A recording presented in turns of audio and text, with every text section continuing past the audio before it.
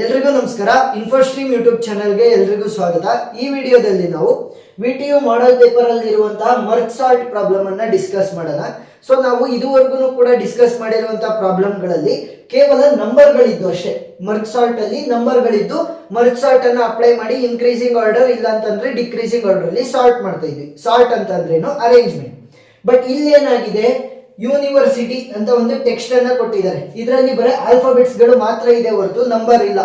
ಇದನ್ನ ನಾನು merge sort ಅನ್ನ ಅಪ್ಲೈ ಮಾಡಿ ಸಾರ್ಟ್ ಮಾಡಬೇಕು, ಇನ್ಕ್ರೀಸಿಂಗ್ ಅಥವಾ ಡಿಕ್ರೀಸಿಂಗ್.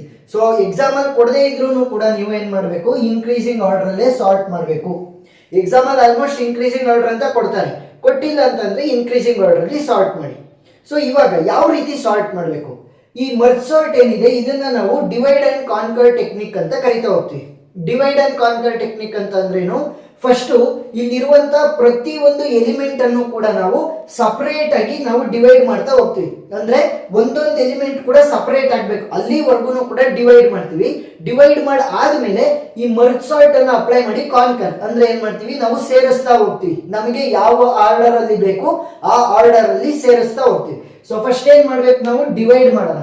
ಸೊ ಡಿವೈಡ್ ಯಾವ ರೀತಿ ಮಾಡಬೇಕು, ಇಲ್ಲಿ ಎಷ್ಟು ಡಿಜಿಟ್ಸ್ ಇದೆ ನೋಡಿ, ಡಿಜಿಟ್ಸ್ ಅಥವಾ ಎಲಿಮೆಂಟ್ಸ್ 1 2 3 4 5 6 7 8 9 10 ಡಿಜಿಟ್ ಇದೆ. ಸೊ ನಾವೇನ್ ಮಾಡ್ಬೇಕು, ಎರಡು ಭಾಗಗಳಾಗಿ ಡಿವೈಡ್ ಮಾಡ್ಬೇಕು. 10 ಅಂತಂದ್ರೆ ಎರಡು ಭಾಗ ಮಾಡಿದ್ರೆ ಏನಾಗುತ್ತೆ, 5 ಲೆಫ್ಟ್ ಸೈಡ್ 5 ರೈಟ್ ಸೈಡ್.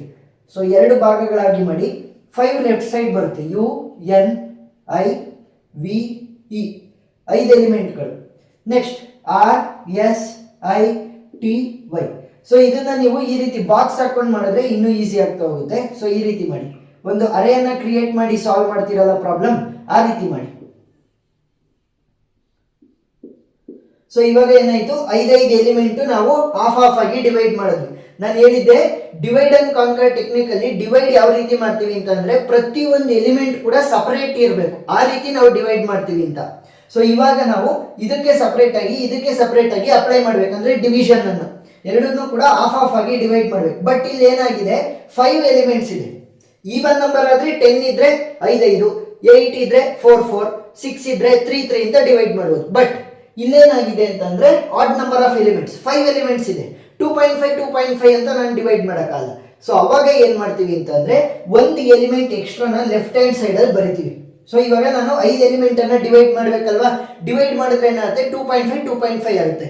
ಅದರ ಬದಲು ಏನ್ ಮಾಡ್ತೀನಿ ಅಂತಂದ್ರೆ ನಾನು 3 ಎಲಿಮೆಂಟ್ ಗಳನ್ನ ಲೆಫ್ಟ್ ಸೈಡ್ ಬರಿತೀನಿ. 3 ಎಲಿಮೆಂಟ್ ಗಳು ಬರೆದ್ರೆ ಯು ಎನ್ ಐ, ಅದು ಏನ್ ಆರ್ಡರ್ ಅಲ್ಲಿ ಇದೆ ಅದೇ ಆರ್ಡರ್ ಅಲ್ಲಿ ಬರಿಬೇಕು. ಇನ್ನು ಉಳಿದಿರೋದು ಎರಡನ್ನ ರೈಟ್ ಸೈಡ್ ಅಲ್ಲಿ ಬರಿತೀನಿ. ಇದನ್ನೇ ನಾವು ಎಲ್ಲಾ ಕಡೆನೂ ಕೂಡ ಅಪ್ಲೈ ಮಾಡಬೇಕು ಆಡ್ ನಂಬರ್ ಆಫ್ ಎಲಿಮೆಂಟ್ಸ್ ಬಂದಾಗ. ಫಾರ್ ಎಕ್ಸಾಂಪಲ್ ಇವಾಗ 7 ಬಂದಿದೆ ಅಂತ ಅನ್ಕೊಳ್ಳಿ, ನಾನು ಯಾವ ರೀತಿ ಬರಿಬೇಕು, 4 ಅನ್ನ ಲೆಫ್ಟ್ ಹ್ಯಾಂಡ್ ಸೈಡ್, ಇನ್ನ ಉಳಿದಿರುವಂತ 3 ಅನ್ನ ರೈಟ್ ಹ್ಯಾಂಡ್ ಸೈಡ್, ಈ ರೀತಿ ಬರಿಬೇಕು. ಏನಾದ್ರೂ ಆಡ್ ನಂಬರ್ಸ್ ಬಂದ್ರೆ ಒಂದು ಎಲಿಮೆಂಟ್ ಎಕ್ಸ್ಟ್ರಾ ಲೆಫ್ಟ್ ಸೈಡ್ ಗೆ ಹೋಗ್ತಾ ಹೋಗುತ್ತೆ. ಸೊ ನೆಕ್ಸ್ಟ್ ಇಲ್ಲೂ ಕೂಡ ಏನಾಗಿದೆ, 5 ಎಲಿಮೆಂಟ್ ಇರೋದ್ರಿಂದ 3 ಎಲಿಮೆಂಟ್ಗಳು left side R S I, ಇನ್ನ ಉಳಿದಿರುವಂತ 2 ಎಲಿಮೆಂಟ್ಗಳು ರೈಟ್ ಸೈಡ್ ಟಿ ಮತ್ತೆ ವೈ. ನೆಕ್ಸ್ಟ್ ನಾನು ಹೇಳಿದ್ದೆ ಪ್ರತಿಯೊಂದು ಎಲಿಮೆಂಟ್ ಕೂಡ ಒಂದೊಂದಾಗೆ ಇರ್ಬೇಕು ಸಪರೇಟ್ ಆಗಿ. ಸೊ ಅದಕ್ಕೋಸ್ಕರ ನೋಡ್ತಾ ಹೋದ್ರೆ ಇಲ್ಲಿ ಕೇವಲ 2 ಎಲಿಮೆಂಟ್ಸ್ ಇದೆ. ಸೊ ಅದನ್ನ ನಾನು ಹಾಫ್ ಹಾಫ್ ಆಗಿ ಡಿವೈಡ್ ಮಾಡಿದ್ರೆ ಒಂದೊಂದು ಎಲಿಮೆಂಟ್ ಆಗುತ್ತೆ. ನೆಕ್ಸ್ಟ್ ಇಲ್ಲೂ ಕೂಡ 2 ಎಲಿಮೆಂಟ್ಗಳಿವೆ, ಹಾಫ್ ಹಾಫ್ ಆಗಿ ಡಿವೈಡ್ ಮಾಡಿದ್ರೆ 2 ಎಲಿಮೆಂಟ್ಗಳಾಗುತ್ತೆ. ಸಪರೇಟ್ ಆಗಿ 2 ಎಲಿಮೆಂಟ್ ಕೂಡ ಡಿವೈಡ್ ಆಯ್ತು. ಇಲ್ಲೇನಾಗಿದೆ, ಈ 2 ಕಂಡೀಷನ್ ಅಲ್ಲಿ 3 ಎಲಿಮೆಂಟ್ಸ್ ಇದೆ. ನಾನು ಹೇಳಿದೆ ಆಡ್ ನಂಬರ್ಸ್ ಬಂದ್ರೆ ಒಂದು ಎಲಿಮೆಂಟ್ ಎಕ್ಸ್ಟ್ರಾ ಲೆಫ್ಟ್ ಸೈಡ್ ಹೋಗುತ್ತೆ. ಸೊ ಇವಾಗ ಏನ್ ಮಾಡ್ಬೋದು, 2 ಎಲಿಮೆಂಟ್ಸ್ ಅನ್ನ ಲೆಫ್ಟ್ ಸೈಡ್, ನೆಕ್ಸ್ಟ್ ಒಂದೇ ಒಂದು ಎಲಿಮೆಂಟ್ ಅನ್ನ right side. 2 elements left side R ಮತ್ತೆ ಎಸ್, ಒಂದೇ ಒಂದು element right side that is I. So ಇನ್ನೂ ಕೂಡ ನಮಗೆ ಪ್ರತಿಯೊಂದು ಎಲಿಮೆಂಟ್ ಕೂಡ ಸಪರೇಟ್ ಆಗಿಲ್ಲ, ಇಲ್ಲಿ 2 ಇದೆ. ಸೊ ಎರಡನ್ನ ನಾವು ಯಾವ ರೀತಿ ಡಿವೈಡ್ ಮಾಡ್ತೀವಿ, ಆಫ್ ಆಗಿ ಒಂದು ಲೆಫ್ಟ್ ಸೈಡ್ಗೆ ಒಂದು ರೈಟ್ ಸೈಡ್ಗೆ. ಇಲ್ಲೂ ಕೂಡ 2 ಇದೆ. ಸೊ ಡಿವೈಡ್ ಮಾಡಬೇಕು, ಒಂದು ಲೆಫ್ಟ್ ಸೈಡ್ಗೆ ಒಂದು ರೈಟ್ ಸೈಡ್ಗೆ. ಸೊ ಇವಾಗ ಪ್ರತಿ ಒಂದು ಎಲಿಮೆಂಟ್ ಅನ್ನು ಕೂಡ ನಾವೇನ್ ಮಾಡಿದ್ವಿ, ಸಪರೇಟ್ ಆಗಿ ಡಿವೈಡ್ ಮಾಡಿದ್ವಿ. ಈಗ ಕಾಂಕರ್ ಮೆಥಡ್ ಅನ್ನ ಯೂಸ್ ಮಾಡ್ತೀವಿ. ಕಾಂಕರ್ ಅಂತ ಅಂದ್ರೇನು, ಎಲ್ಲದನ್ನು ಕೂಡ ವಶಪಡಿಸ್ಕೊಳ್ಳೋದು. ಅಂದ್ರೆ ಮರ್ಜ್ ಸಾರ್ಟ್ ಅನ್ನು ಅಪ್ಲೈ ಮಾಡಿ ನಮಗೆ ಬೇಕಾಗಿರುವಂತಹ ಆರ್ಡರ್ ಅಲ್ಲಿ ನಾವು ಬರಿಬೇಕು. ಒಂದು ಇನ್ಕ್ರೀಸಿಂಗ್ ಆರ್ಡರ್, ಇಲ್ಲ ಅಂತಂದ್ರೆ decreasing order. Most of the exams ಅಲ್ಲಿ ಇನ್ಕ್ರೀಸಿಂಗ್ ಆರ್ಡರ್. ಸೊ ನಾನು ಇನ್ಕ್ರೀಸಿಂಗ್ ಆರ್ಡರ್ ಅಲ್ಲೇ ತೋರಿಸ್ತೀನಿ. ಇನ್ಕ್ರೀಸಿಂಗ್ ಆರ್ಡರ್ ಅಲ್ಲಿ ಸಾಲ್ವ್ ಮಾಡಬೇಕು ಅಂತಂದ್ರೆ ನಮಗೆ ನಂಬರ್ ಗೊತ್ತಾಗ್ಬೇಕಲ್ಲ, ಇವು ಲೆಟರ್ಗಳು. ಸೊ ಲೆಟರ್ಗಳನ್ನ ಯಾವ ರೀತಿ ಸಾಲ್ವ್ ಮಾಡೋದು? ಸೊ ಆಲ್ಫಾಬೆಟ್ ಗಳ ನಂಬರ್ ನಿಮಗೆ ಗೊತ್ತಿರಬೇಕು.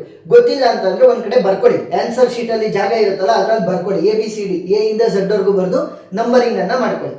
ಈಗ ಯು ಇನ ನಂಬರ್ ಏನು ಹುಡ್ಕೋಣ. ಫಸ್ಟ್ ಯು ಇನ ನಂಬರ್ ಈಸ್ 21. ನೆಕ್ಸ್ಟ್ ಎನ್ ಇನ ನಂಬರ್ ಏನು 14. ಐದು ವ್ಯಾಲ್ಯೂ ಏನಿದೆ 9. ನೆಕ್ಸ್ಟ್ ವಿದು, so V value is 22. E value is 5. R value is 18. S value is 19. I value is 9. T value is 20. Y value is 25. So ಇವಾಗ ನಮಗೆ ಪ್ರತಿಯೊಂದು letter ಇಂದು ಕೂಡ corresponding numbers ಗೊತ್ತಾದ್ರು. ಈ ನಂಬರ್ಸ್ ಅನ್ನ ಇಟ್ಕೊಂಡು ನಾವು ಇನ್ಕ್ರೀಸಿಂಗ್ ಆರ್ಡರ್ ಅಲ್ಲಿ ಸಾರ್ಟ್ ಮಾಡ್ಬೇಕಷ್ಟೇ. ಈಗ ನೋಡಿ ಯಾವ ರೀತಿ ಸಾರ್ಟ್ ಮಾಡಬೇಕು ಅಂತಂದ್ರೆ, ಪೇರೆಂಟ್ಸ್ ಸೇಮ್ ಇರೋರನ್ನ ನಾನು ಮರ್ಜ್ ಮಾಡಬಹುದು. ಈಗ ಯು ಮತ್ತೆ ಎನ್ ಇವರಿಬ್ರು ಪೇರೆಂಟ್ ಅಲ್ಲಿ ಏನಾಗಿದೆ ನೋಡಿ, ಇವೆರಡು ಕೂಡ ಮರ್ಜ್ ಆಗಿವೆ. ಸೊ ಇವಾಗ ಏನ್ ಮಾಡ್ಬೋದು, ಇವರಿಬ್ರನ್ನ ಫಸ್ಟ್ ನಾನು ಮರ್ಜ್ ಮಾಡ್ತೀನಿ. ಯು ಮತ್ತೆ ಎನ್ ನನಗೆ ಬೇಕಾಗಿರೋದು ಯಾವ್ದು ಆರ್ಡರ್? Increasing order. ಸೊ 14 ಚಿಕ್ಕದ 21 ಚಿಕ್ಕದ, 14 is the smaller one. So ಏನ್ ಮಾಡಬೇಕು, ಎನ್ ಅನ್ನ ಫಸ್ಟ್ ಇನ್ಸರ್ಟ್ ಮಾಡ್ತೀನಿ, ನೆಕ್ಸ್ಟ್ ಯು ಅನ್ನ ಇನ್ಸರ್ಟ್ ಮಾಡ್ತೀನಿ. ಎನ್ ಇನ್ value is 14, U value is 21. So ನೋಡಿ ಇನ್ಕ್ರೀಸ್ ಆಗ್ತಾ ಇದೆಯಾ, increasing order. Yes. Next U N ಮತ್ತೆ ಐ ಇವಷ್ಟು ಕೂಡ ಒಂದೇ ಪೇರೆಂಟಿಗೆ ಬಿಲಾಂಗ್ ಆಗ್ತಾ ಇರೋದು. ಸೊ ಇವಾಗ ಏನ್ ಮಾಡ್ಬೋದು, ಎನ್ ಯು ಮತ್ತೆ ಐ ಅನ್ನ ನಾನು ಇನ್ಕ್ರೀಸಿಂಗ್ ಆರ್ಡರ್ ಅಲ್ಲಿ ಸಾರ್ಟ್ ಮಾಡ್ಬೋದು. ಸೊ ಐ ವ್ಯಾಲ್ಯೂ ಏನಿದೆ 9. ಸೊ ಫಸ್ಟ್ ಐ ಬರಿಬೇಕು, next N, next U. I value is 9, N value is 14, U value is 21. Next U N I ಮತ್ತೆ ವಿ ಮತ್ತೆ ಇ ಇವಷ್ಟು ಕೂಡ ಒಂದೇ ಪೇರೆಂಟಿಗೆ ಬಿಲಾಂಗ್ ಆಗಿರೋದು. ಸೊ ಯು ಮತ್ತೆ ಇದು ಫಸ್ಟ್ ನಾವು ಮರ್ಜ್ ಮಾಡಬೇಕು. ಸೊ ಯು ಮತ್ತೆ ಇದು ಫಸ್ಟ್ ಮರ್ಜ್ ಮಾಡಿದ್ರೆ ಏನಾಯ್ತು, ಫಸ್ಟ್ ಇ ಬರುತ್ತೆ, ಆಮೇಲೆ V. So E value is 5, V value is 22. So ಇವಷ್ಟು ಕೂಡ ಒಂದೇ ಪೇರೆಂಟಿಗೆ ಬಿಲಾಂಗ್ ಆಗಿರೋದು. ಸೊ ಇವಾಗ ಏನ್ ಮಾಡ್ಬೋದು, ಇವಷ್ಟು ಕೂಡ ನಾನು ಮರ್ಜ್ ಮಾಡ್ಬೋದು. ಸೊ ಇಲ್ಲಿರೋ ಎಲಿಮೆಂಟ್ ಗಳನ್ನ ನಾನು ಇನ್ಕ್ರೀಸಿಂಗ್ ಆರ್ಡರ್ ಆಫ್ ನಂಬರ್ ಪ್ರಕಾರ ಸಾರ್ಟ್ ಮಾಡಿದ್ರೆ ಫಸ್ಟ್ ಯಾವ್ದು ಬರುತ್ತೆ, E with the value of 5. Next E ಆದ್ಮೇಲೆ I with the value of 9. Next ಬರುವಂತದ್ದು N with the value of 14. Next ಬರುವಂತದ್ದು U with the value of 21. Next V with the value of 22. So ಇವಾಗ left part ಇಂದು ಅಷ್ಟನ್ನು ಕೂಡ ನಾವು increasing order ಅಲ್ಲಿ sort ಮಾಡಿದ್ವಿ. ನೆಕ್ಸ್ಟ್ ಉಳಿದಿರೋದೇನು, ರೈಟ್ ಸೈಡ್ ಪಾರ್ಟ್. ಆರ್ ಮತ್ತೆ ಎಸ್ ಎರಡು ಕೂಡ ಸೇಮ್ ಪೇರೆಂಟ್ಗೆ ಬಿಲಾಂಗ್ ಆಗಿರೋದು. ಸೊ ಅವರಿಬ್ರು ಕೂಡ ನಾವು ಮರ್ಜ್ ಮಾಡಬೇಕು in the increasing order. R ಮತ್ತೆ S, R is 18, S is 19. Next R S ಮತ್ತೆ ಐ ಇವಷ್ಟು ಕೂಡ ಸೇಮ್ ಪೇರೆಂಟ್ಗೆ ಬಿಲಾಂಗ್ ಆಗಿರೋದು. ಸೊ ಇದಷ್ಟು ಕೂಡ ನಾನು ಮರ್ಜ್ ಮಾಡಬೇಕು. ಐ ವ್ಯಾಲ್ಯೂ ಎಷ್ಟು 9. ಸೊ ಫಸ್ಟ್ ಐ ಬರಬೇಕು, ಆಮೇಲೆ ಆರ್, ಆಮೇಲೆ S. I value is 9, R value is 18, S value is 19. Next T ಮತ್ತೆ ವೈ ಇದೆಯಲ್ಲ, ಇವೆರಡು ಕೂಡ ಏನು ಸೇಮ್ ಪೇರೆಂಟಿಗೆ ಬಿಲಾಂಗ್ ಆಗಿರೋದು. ಸೊ ಇವೆರಡನ್ನ ಮರ್ಜ್ ಮಾಡೋಣ. ಸೊ ಫಸ್ಟ್ ಟಿ ಬರುತ್ತೆ, ಆಮೇಲೆ Y. So T value is 20, Y value is 25. ಈಗ ನೋಡಿ R S I T Y ಇದಷ್ಟು ಕೂಡ ಸೇಮ್ ಪೇರೆಂಟಿಗೆ ಬಿಲಾಂಗ್ ಆಗಿರೋದು. ಸೊ ಇವೆರಡನ್ನು ಕೂಡ ನಾನು ಮರ್ಜ್ ಮಾಡಬಹುದು. ಸೊ ಇನ್ಕ್ರೀಸಿಂಗ್ ಆರ್ಡರ್ ಅಲ್ಲಿ ಮರ್ಜ್ ಮಾಡಿ ಫಸ್ಟ್ ಐ ಬರುತ್ತೆ with the value of 9. Next R ಬರುತ್ತೆ with the value of 18. Next S ಬರುತ್ತೆ with the value of 19. Next T ಬರುತ್ತೆ with the value of 20. Next Y ಬರುತ್ತೆ with the value of 25. So ಇವಾಗ last ಇವು ಎಲ್ಲಾ elements ಗಳು ಏನು same ಪೇರೆಂಟ್ಗೆ ಬಿಲಾಂಗ್ ಆಗಿರೋದು ಫಸ್ಟ್ ನಲ್ಲಿ ಕೊಟ್ಟಿದ್ದಂತ ಟೆಕ್ಸ್ಟ್ಗೆ. ಸೊ ಇವಾಗ ನಾನು ಏನ್ ಮಾಡ್ಬೋದು, ಅಷ್ಟನ್ನು ಕೂಡ ಮರ್ಜ್ ಮಾಡ್ಬೋದು. ಸೊ ಅಷ್ಟು ಲೆಟರ್ಸ್ ಗಳನ್ನು ಕೂಡ ಇನ್ಕ್ರೀಸಿಂಗ್ ಆರ್ಡರ್ ಅಲ್ಲಿ ನಾನು ಬರಿಬೇಕು. That will be the final answer. So smallest ಯಾವುದು, ಇ. ನೆಕ್ಸ್ಟ್ ಅದೇ ನಂಬರ್ ಏನ್ ಬರೆಯೋದಂತ ಅವಶ್ಯಕತೆ ಇಲ್ಲ ಲಾಸ್ಟ್ಗೆ. ಸೊ ಸಾರ್ಟ್ ಮಾಡಿ ಅಷ್ಟೇ. ಇ ಆದ್ಮೇಲೆ ಬರುವಂತದ್ದು ಐ. ಇಲ್ಲೂ ಕೂಡ ಐ ಇದೆ ವಿತ್ ದ ವ್ಯಾಲ್ಯೂ ಆಫ್ 9. ಮತ್ತೆ ಬರೀರಿ ಐ. ನೆಕ್ಸ್ಟ್ ಯಾವುದು ಬರುತ್ತೆ 14 ಅಂತ ಅಂದ್ರೆ ಎನ್ ಬರುತ್ತೆ. Next R, next S, next T, next U, V, ಆಮೇಲೆ ವೈ.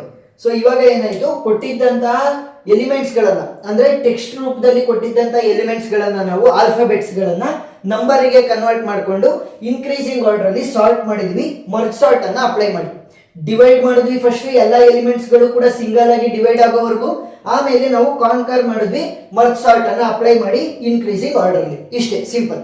ಸೊ ಪ್ರಾಬ್ಲಮ್ ಅರ್ಥ ಆಗಿದೆ ಅಂತ ಅನ್ಕೊಂಡಿದ್ದೀನಿ. ಇದೇ ಪ್ರಾಬ್ಲಮ್ ಅನ್ನ ನಾವು ನಂಬರ್ಸ್ ಬಂದಾಗ ಯಾವ ರೀತಿ ಸಾಲ್ವ್ ಮಾಡಬೇಕು ಅಂತ ನಾನು ತೋರಿಸಿದ್ದೀನಿ. ಆ ಎಲ್ಲಾ ವಿಡಿಯೋ ಲಿಂಕ್ಗಳು ಡಿಸ್ಕ್ರಿಪ್ಷನ್ ಅಲ್ಲಿ ಇರುತ್ತೆ, ನೀವು ನೋಡ್ಬೋದು. ಜಾಸ್ತಿ ಪ್ರಾಬ್ಲಮ್ ಸಾಲ್ವ್ ಮಾಡಿದಷ್ಟು ನಿಮಗೆ ಈಸಿ, ಯಾಕಂತಂದ್ರೆ ನಿಮಗೆ ಕಾನ್ಫಿಡೆನ್ಸ್ ಬರ್ತಾ ಹೋಗುತ್ತೆ ಈ ಒಂದು ಟಾಪಿಕ್ ಮೇಲೆ. ಅದಕ್ಕೋಸ್ಕರ ಜಾಸ್ತಿ ಪ್ರಾಬ್ಲಮ್ಸ್ ಅನ್ನ ಸಾಲ್ವ್ ಮಾಡಿ ವಿಡಿಯೋ ಲಿಂಕ್ಸ್ ಡಿಸ್ಕ್ರಿಪ್ಷನ್ ಅಲ್ಲಿ ಸಿಗುತ್ತೆ. ಏನಾದ್ರೂ ಡೌಟ್ ಇದ್ರೆ ಕಮೆಂಟ್ ಸೆಕ್ಷನ್ ಅಲ್ಲಿ ತಿಳಿಸಿ, ನಾನು ಕ್ಲಾರಿಫೈ ಮಾಡ್ತೀನಿ. ವಿಡಿಯೋ ಇಷ್ಟ ಆಗಿದ್ರೆ ಸಬ್ಸ್ಕ್ರೈಬ್ ಆಗೋದನ್ನ ಮರಿಬೇಡಿ. Thank you.